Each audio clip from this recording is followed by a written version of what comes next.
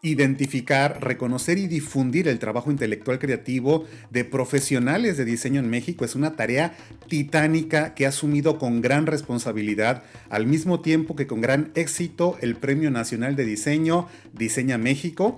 Y hoy tengo la enorme fortuna de conversar con su presidente, Julio Frías. Esta plática te va a encantar. Ya comienza la entrevista de Brandiosas. La entrevista de Brandiosas con Tony Luna. Hola, qué alegría volvernos a encontrar y en esta ocasión lo hacemos para conversar con un invitado que tiene mucho que compartirnos. Querido Julio Frías, presidente de Diseña México, gracias por aceptar la invitación y por acompañarnos a la entrevista de Brandiosas. Tony, qué gusto estar aquí con todos ustedes. La verdad estoy muy contento y muchas gracias por la oportunidad. Encantados, encantados de recibirte. Muchas gracias por estar con nosotros. Julio, ¿qué te parece si partimos en contexto?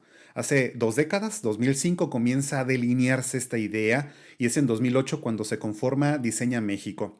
Platícanos, por favor, cómo surge la propuesta y cuál es su objetivo.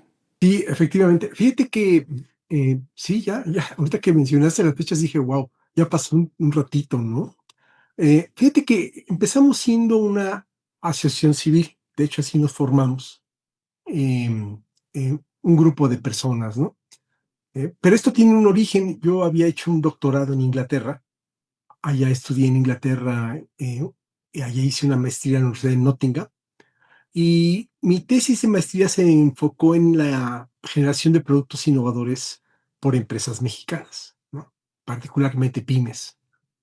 Y ya cuando terminé, o casi ya para terminar la tesis del doctorado, seguías leyendo y me encontré que muchas de las cosas que se planteaban en el doctorado, de que las empresas generan productos innovadores y competitivos, un papel fundamental lo juega el gobierno, ¿no? En todos sentidos. O sea, puede ser desde Japón, ¿no? Hasta Argentina, por decirte, ¿no? Entonces, los gobiernos participan de alguna forma en centros de diseño. Ustedes tienen en Guadalajara, tienen un centro promotor de diseño y la innovación que lleva Noemí, ¿no? Y entonces estos centros de diseño son como los elementos que articulan las políticas públicas de varias cosas, y en este caso de diseño.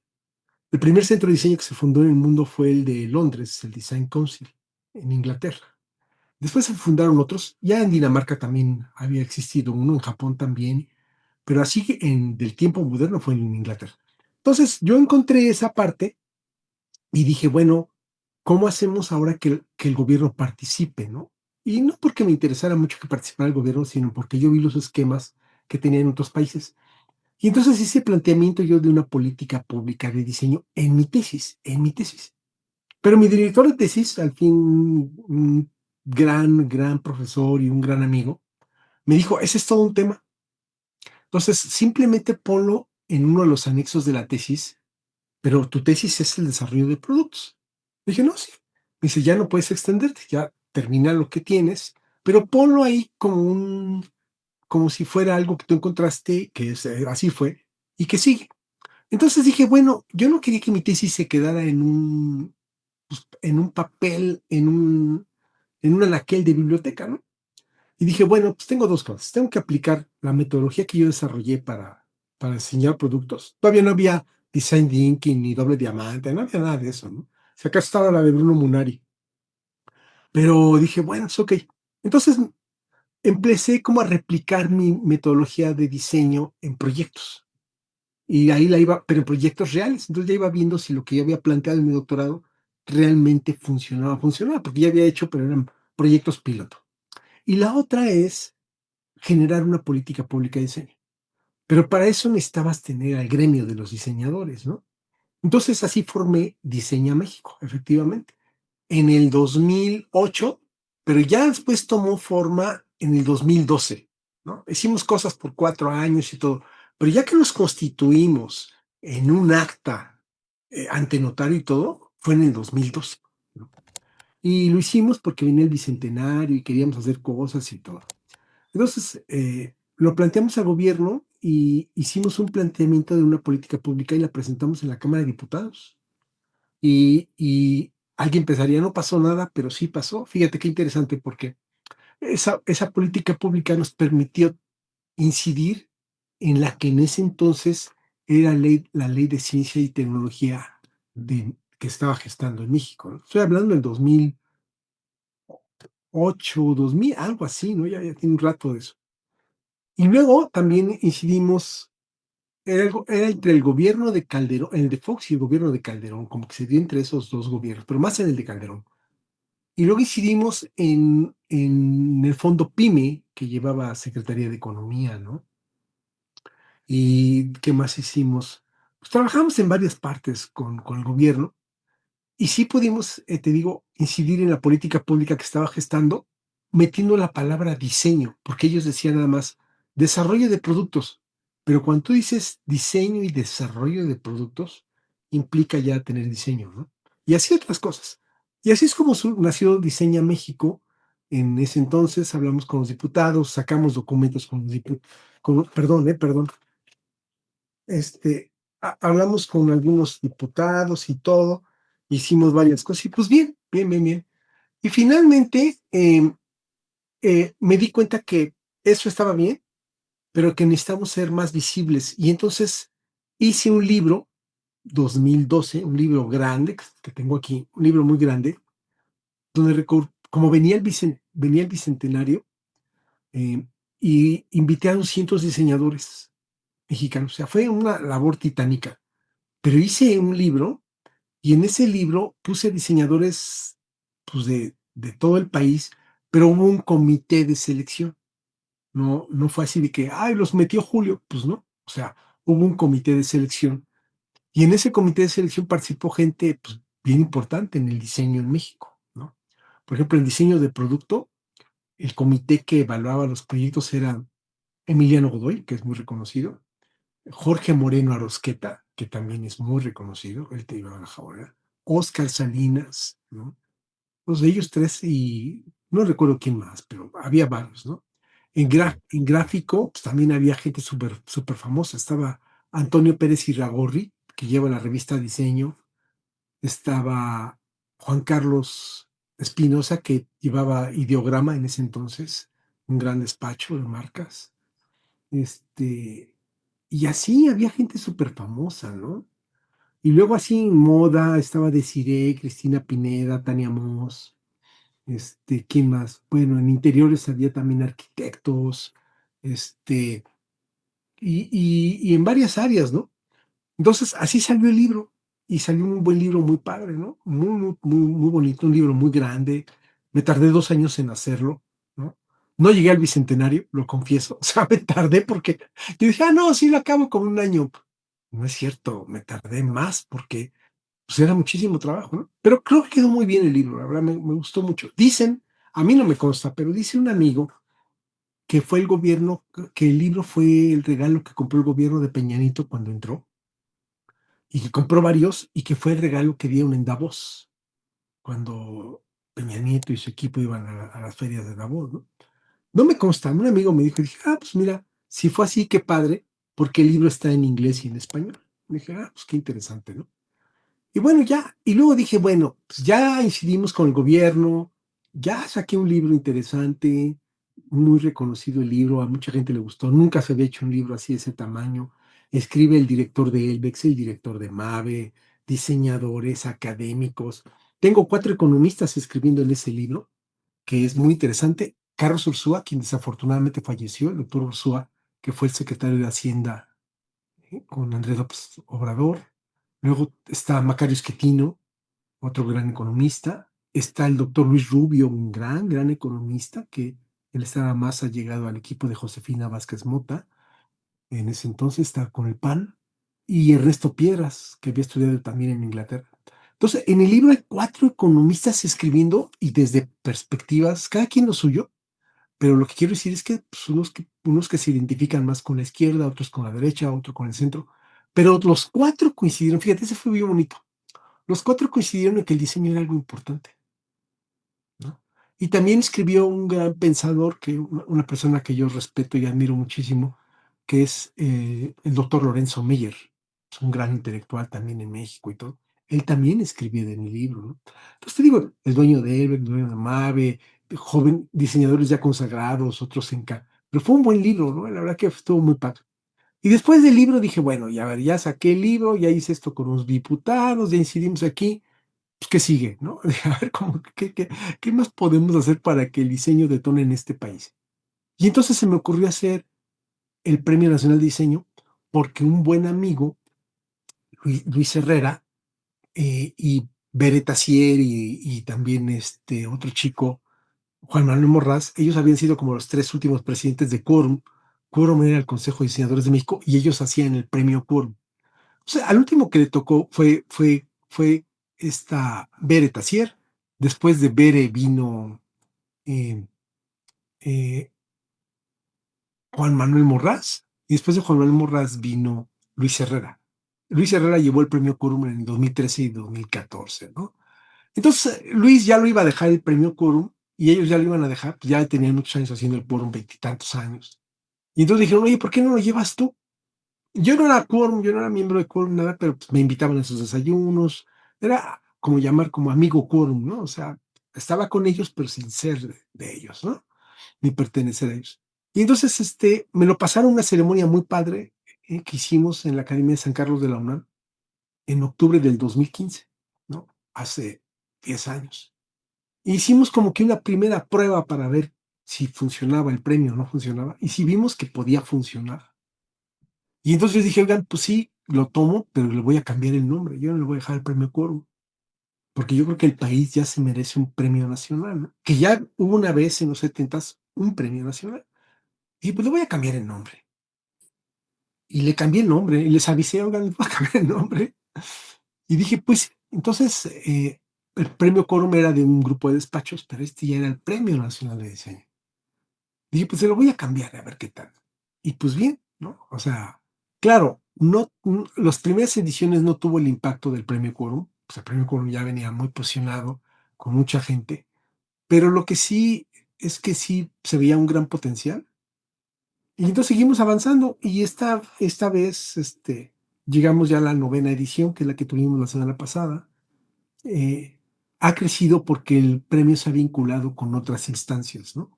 Entonces, lo que he hecho es buscar vincularlo, generar alianzas con organismos internacionales, ¿no? Y yo creo que el diseño tiene mucho que ver con mucha de la problemática nacional, bueno, internacional. Entonces, trabajamos con la UNESCO, que es la parte de Naciones Unidas para la Cultura y la Educación. Trabajamos con UNIDO, que es la parte de Naciones Unidas para el Desarrollo Industrial. Yo les decía el día de la ceremonia del premio, decía que UNIDO tiene un eslogan bien bonito, ¿no?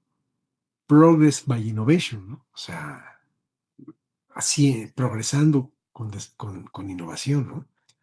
Y y también hemos trabajado con ONU Medio Ambiente y ahora estamos viendo querer trabajar con ONU Mujeres, que ya tenemos ahí un contacto, ya estamos trabajando con ellos. Entonces, eso le da un sentido al premio muy diferente porque lo lleva a otro ámbito, ¿no?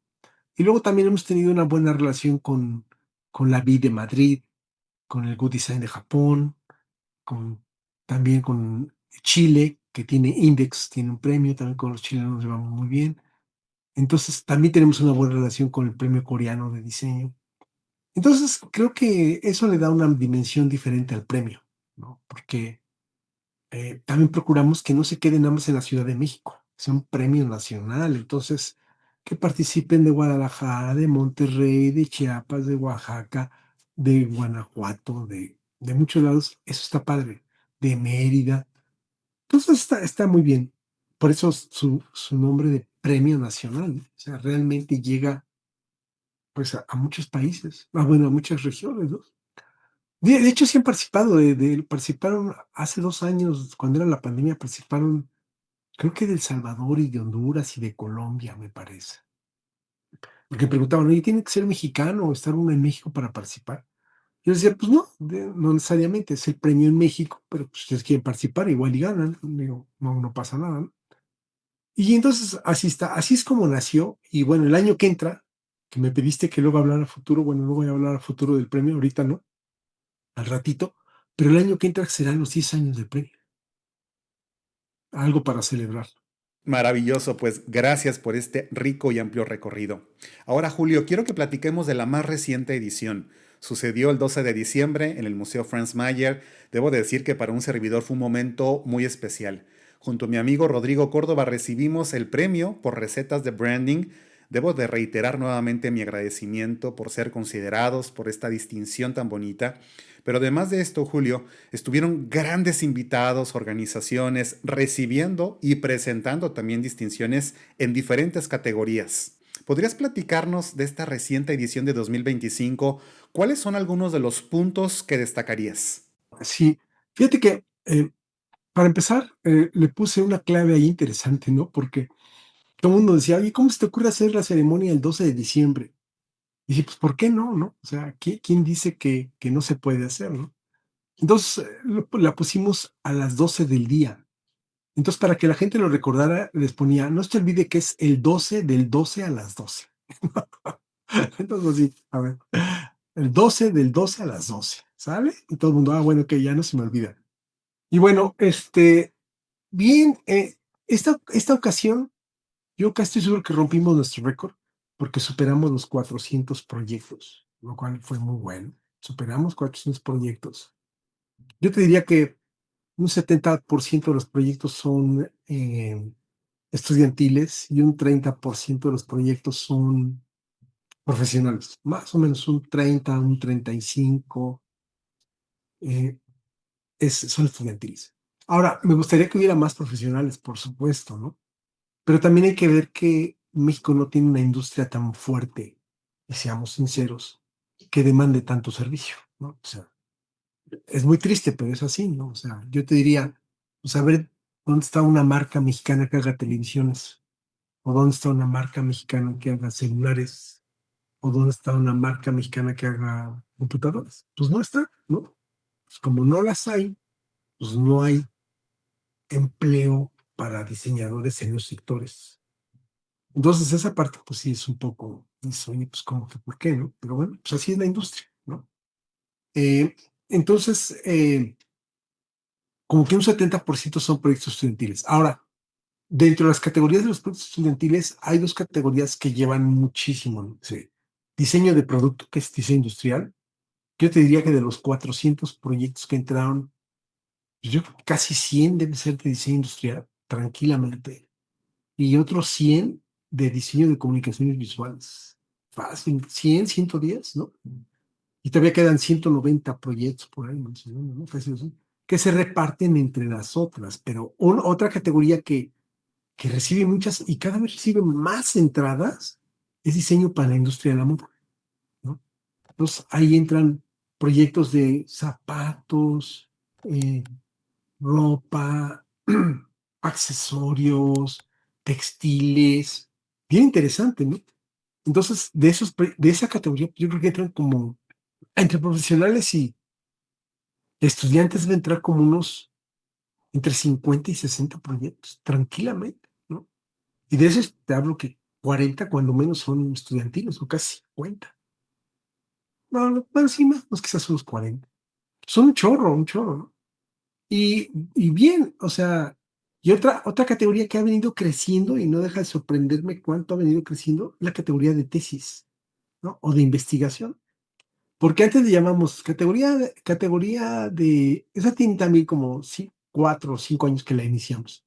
Pero como ha crecido, ¿por qué uno diría, pues es que son tesis, pero resulta que no? O sea, sí son tesis, pero también muchos estudiantes hacen investigación para desarrollar sus proyectos y no necesariamente acaban en una tesis. Entonces, eso es bien interesante porque alguien te dice, por ejemplo, el premio que ganó ahorita un chico, un estudiante que ganó el premio al mejor proyecto estudiantil, el que dio Cúmulos, que es la asociación de escuelas a nivel mundial. Ese es un chico que desarrolló un sistema de huertos, pero para en condiciones de gravedad, ¿no? Entonces, él lo desarrolló como diciendo, bueno, ¿qué pasará el día que quieran ir a la luna y alguien quiera poner una parte donde se pueda cultivar en el espacio? Entonces, ese chico hizo un proyecto, lo revisé y lo hizo como para la NASA, aunque realmente él no está en la NASA, ¿no? Pero lo hizo, a lo mejor hizo un internship, no lo menciona, pero lo hizo como para la NASA, ¿no? Y claro, pues ese proyecto ganó increíble, él diseñó todo, la máquina, todo, todo, todo, todo. Fue un gran proyecto. Entonces, esa fue un proyecto de investigación que no es una tesis, pero él documenta todo, cómo lo hizo, cómo lo diseñó. Entonces, pues podía haber puesto el huerto en la categoría de producto, pero no. Él metió al premio la investigación, pero no era una tesis. Entonces, esas investigaciones les llamamos investigaciones en procesos, en productos o en servicios. Y entonces ellos hacen una investigación que, repito, no es una tesis, pero es una buena investigación. Y entonces tuvimos que abrir una categoría para investigaciones. Y así como esa, llegaron otros proyectos y de pronto dijimos, oye, pues no nada más son tesis de licenciatura, tesis de maestría, tesis de doctorado, y también nos llegaron 2 proyectos de postdoctorado, ¿no? Dijimos, oye, ya entonces tenemos los proyectos de investigación en licenciatura, pero también tenemos proyectos de investigación en posgrado. Entonces dijimos, oye, pues esta categoría ya creció y creció un chorro, ¿no? Pues bien interesante, ¿no? Esa creció. Y tenemos los premios especiales, que son, ustedes el que ganaron de premio especial fue el diseñador emprendedor, ¿no? Que ese premio es muy bonito. Ese lo puse yo, ese lo puse yo. Cuando era quórum, a Luis yo le recomendé que tuviéramos una categoría de diseño para el emprendimiento. Me dijo, pues órale. Entonces ahí tengo una carta donde Quorum dice, efectivamente, la categoría de diseño para el emprendimiento la sugirió Julio, ¿no? Por eso es que cuando ellos deciden ya irse, pues dicen, oye, pues tú tienes nuevas ideas, te están ocurriendo cosas, pues lleva tú el premio, ¿no? Pues ok, lo llevo yo. Entonces, tenemos esos premios especiales. Y sobre lo que dices de las personas, pues sí, este año, por ejemplo, tuvimos una empresa muy grande que se llama Accenture Son, que si uno ve es una de las consultoras más grandes a nivel mundial, así como Pricewaterhouse, como A.T. Kearney, como McKinsey, que son empresas muy grandes de consultoría, ¿no? Entonces, esta empresa Accenture es muy grande y tiene una parte de, pues sí, de UX, ¿no? Entonces, ¿qué pasa? Que participan y todo. Entonces, bien, bien, la verdad que muy, muy bien, muy interesante. Este, entonces, Accenture Soul, al proyecto que ellos consideraron, a ese alumno, que fue una chica, a esta alumna, la van a contratar por 6 meses y le van a pagar. Y si la chica funciona, Accenture la va a contratar ya para que esté ahí, ¿no? Pero está muy padre porque esas cosas están bonitas porque no se hacían antes, ¿no? Entonces, que tengamos eso. Elbex también quería hacer algo así, esperemos que lo podamos concretar el año que entra. Entonces, cada año a veces se suma alguien, otros se van, otros regresan, instituciones, pero bueno, está bien, es normal, pero el que tengamos esos premios está padre. Y tenemos el diseñador emprendedor, impacto tecnológico, impacto social, impacto económico. Pues tenemos varias categorías muy, muy interesantes que bien vale la pena participar, porque entonces esos premios no solamente ganan en su categoría, sino que pueden ganar en estas otras categorías, y eso está padre, ¿no?